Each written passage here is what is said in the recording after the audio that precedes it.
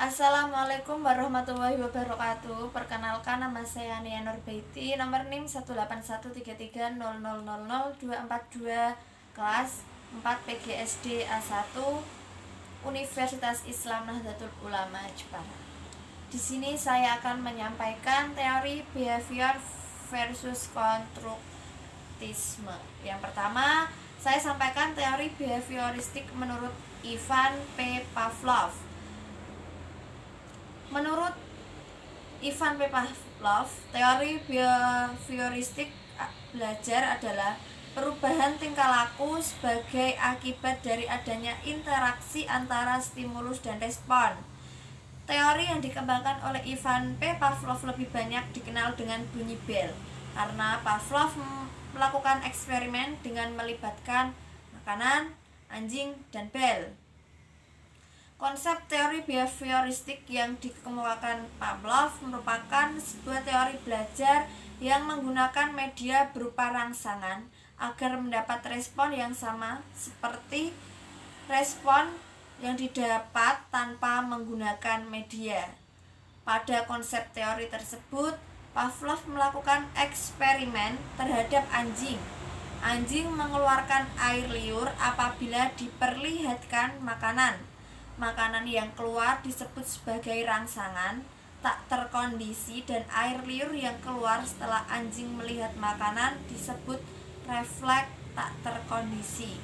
Penerapan teori behavioristik dalam pembelajaran IPA yang pertama yaitu menekan pada terbentuknya perilaku yang tampak sebagai hasil belajar. Yang kedua, mendudukan siswa sebagai individu yang pasif. Yang ketiga, unsur-unsur penting dalam behavioristik stimulus respon, siswa pasif, perilaku sebagai hasil belajar yang tampak, pembentukan perilaku atau shaping dengan penataan kondisi yang ketat dan hukuman. Yang keempat, teori behavioristik dianggap metode yang paling efektif untuk menertibkan peserta didik. Dan yang kelima, evaluasi atau penilaian didasari atas perilaku yang tampak. Begitulah teori behavioristik menurut P. Pavlov. Selanjutnya saya akan menjelaskan teori behaviorisme dari Skinner. Menurut Skinner, behaviorisme merupakan pengkondisian operan atau conditioning operan. Pengkondisian operan merupakan sebentuk pembelajaran di mana konsekuensi dari perilaku menghasilkan perubahan dalam probabilitas perilaku itu akan diulangi. Berdasarkan asumsi dasar tersebut, menurut Skinner, unsur yang terpenting dalam belajar adalah adanya penguatan atau reinforcement dan hukuman atau punishment.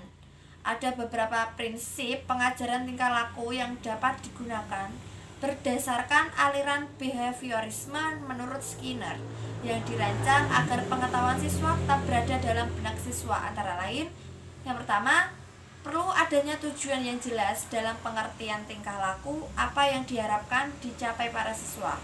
Tujuan diatur sedemikian rupa secara bertahap dari yang sederhana menuju yang kompleks, memberikan tekanan kepada kemajuan individu sesuai dengan kesanggupannya. Setelah itu, pentingnya penilaian yang terus-menerus untuk meningkatkan tingkat kemajuan yang dicapai siswa.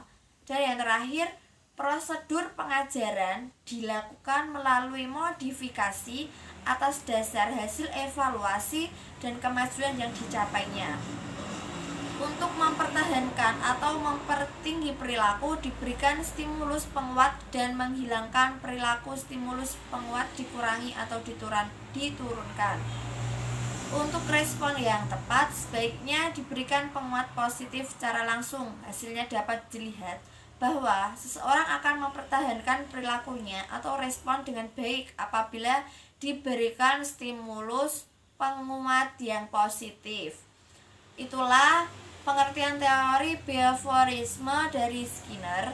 Selanjutnya saya akan menyampaikan teori behaviorisme dari Bandura.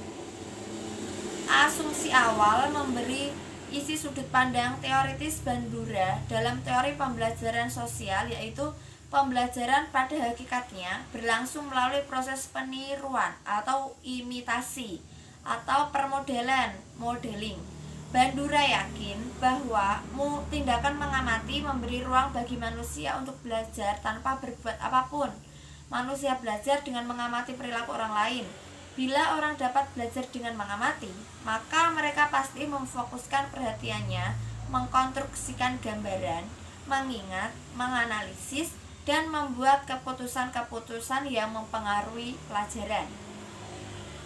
Beberapa cara yang dapat digunakan untuk menerapkan teori belajar sosial Albert Bandura dalam proses belajar mengajar adalah: yang pertama, mengaitkan pelajaran dengan pengalaman atau kehidupan siswa, menggunakan alat pemusat perhatian seperti pada peta konsep, gambar bagan, dan media-media pembelajaran visual lainnya. Menghubungkan pesan pembelajaran yang sedang dipelajari dengan topik-topik yang sudah dipelajari, menggunakan musik, menciptakan suasana riang, teknik penyajian materi bervariasi, serta mengurangi bahan atau materi yang tidak relevan. Yang terakhir yaitu konstruktivisme menurut Piaget. Pendekatan konstruktivisme merupakan pendekatan pembelajaran berpusat kepada siswa atau student-centered instruction. Peran guru membantu siswa dalam menentukan fakta, konsep, atau prinsip bagi diri siswa sendiri. Piaget membagi tahap-tahap perkembangan kognitif menjadi 4. Yang pertama yaitu tahap sensorimotorik, yaitu antara umur 0 sampai 2 tahun. Yang kedua, tahap praoperasional, umur 2 sampai 7 tahun atau 8 tahun. Yang ketiga yaitu tahap operasional konkret, yaitu antara umur 8 tahun sampai 11 atau 12 tahun. Dan yang terakhir yaitu tahap operasional formal, yaitu umur 12 tahun sampai 18 tahun. Secara umum, semakin tinggi tahap perkembangan kognitif seseorang, semakin teratur dan semakin abstrak cara berpikirnya. Untuk siswa SD kelas rendah, berdasarkan tahap-tahap menurut Piaget, yaitu berada dalam tahap operasional konkret, yaitu antara umur 8 tahun sampai 12 tahun. Tahap ini memiliki ciri pokok, yaitu kemampuan menggunakan aturan-aturan yang jelas dan logis, dan ditandai adanya reversibel dan kekalan. Pada tahap ini, anak memiliki kecakapan berpikir logis, akan tetapi hanya dengan benda-benda yang bersifat konkret. Anak telah melakukan pengklasifikasian, pengelompokan, dan pengetahuan masalah. Tetapi pada tahap ini anak masih belum mampu berpikir secara abstrak. Dalam pendekatan konstruktivisme Piaget, untuk pembelajaran IPA SD kelas rendah, guru dapat menggunakan cara yang pertama, yaitu mulai dari hal-hal yang konkret, yaitu kegiatan aktif, mempergunakan panca indera dengan benda nyata atau konkret. Yang kedua, penata awal, yaitu suatu informasi umum mengenai apa yang akan diajarkan agar murid mempunyai kerangka kerja untuk mengasimilasikan informasi baru ke dalam struktur kognitifnya. Yang ketiga yaitu pergunakan kegiatan yang bervariasi karena murid mempunyai tingkat perkembangan kognitif yang berbeda dan gaya belajar yang berlainan. Terima kasih, itulah penyampaian materi saya. Kurang lebihnya saya mohon maaf yang sebesar-besarnya. Wassalamualaikum warahmatullahi wabarakatuh.